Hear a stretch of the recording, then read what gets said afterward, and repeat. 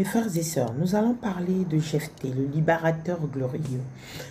L'histoire de Jephthé commence au début du chapitre 11 du livre de Juges et décrit comment Jephthé devient un libérateur, un chef militaire pour les tribus de Manassé et Galaad.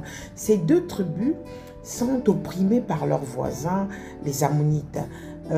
Notre texte arrive à la fin du cycle au moment où Jephthé va affronter les Ammonites et libérer Israël.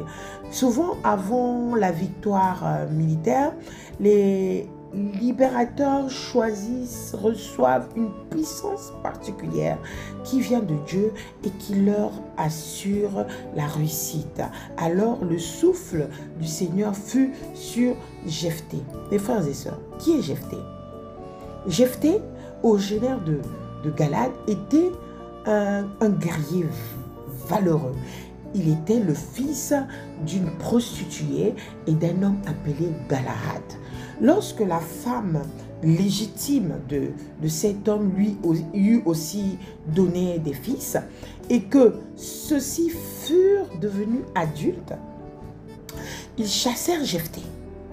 Ils chassèrent Jephthé du foyer en lui disant « Tu n'auras pas d'héritage chez notre père, car tu es le fils d'une autre femme. » Et Jephthé s'enfuit loin de ses frères. Il se fixa dans la région de Tob et bientôt toute une bande d'aventuriers se regroupa autour de lui pour entreprendre des raids avec lui. C'est à cette période que les Ammonites firent la guerre en Israël. Quand ils attaquaient les Israélites, les responsables de Galaad, ils allèrent chercher Jephthé.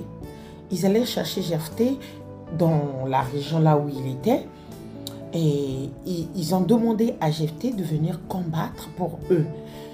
Jephthé leur répondit « Vous m'avez haï, vous m'avez chassé de chez mon père. Comment osez-vous faire appel à moi maintenant que vous êtes dans la détresse ?»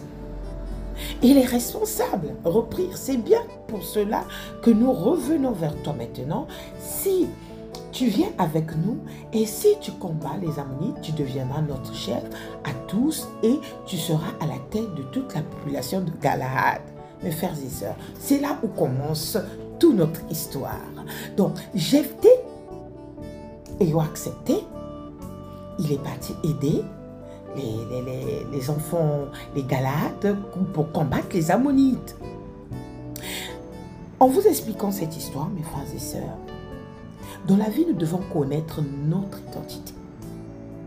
Il y a des fois, nous rencontrons des situations, on nous humilie, on nous rabaisse, on nous martèle.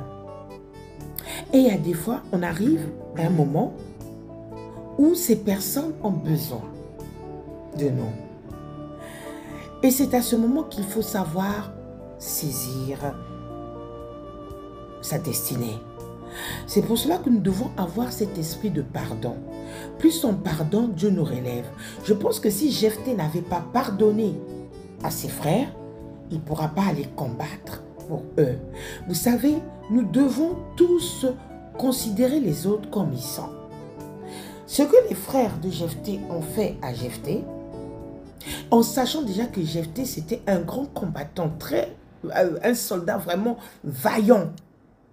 Ils savaient eux-mêmes que s'ils font appel à Jephthé, Jephthé sera là avec eux. Jephthé va combattre pour eux. Mais retirons une chose dans cette histoire. Mes frères et sœurs, nous devons savoir pardonner. L'humilité précède la gloire. Il faut connaître son identité. On peut te rejeter, on peut t'abandonner, mais n'oublie pas une chose. N'oublions pas une chose. C'est Dieu qui relève. Il faut pardonner. Il faut pardonner. Nous rencontrons des situations dans nos familles où nous rencontrons même, on se dit, je ne pardonnerai pas cette personne. Mon frère, mes soeurs, si Jephthé n'avait pas pardonné, aujourd'hui, Jephthé n'allait pas être le juge de ce pays de Galaad.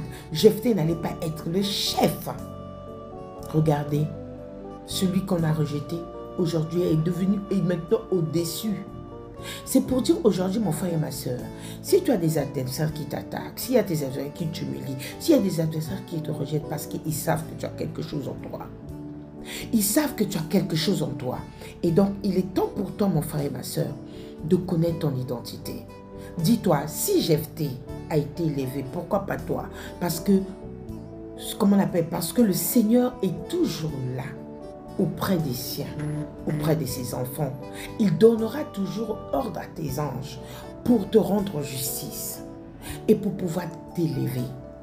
On peut te rabaisser aujourd'hui, mais nous devons savoir n'ignorer aucune personne dans la vie. Considérer les autres, quelle que soit leur étoile, quelle que soit leur faiblesse, considérer tout le monde, parce que le monde est petit. Aujourd'hui, la personne que tu rabaisses, cette personne un jour peut être supérieure à toi.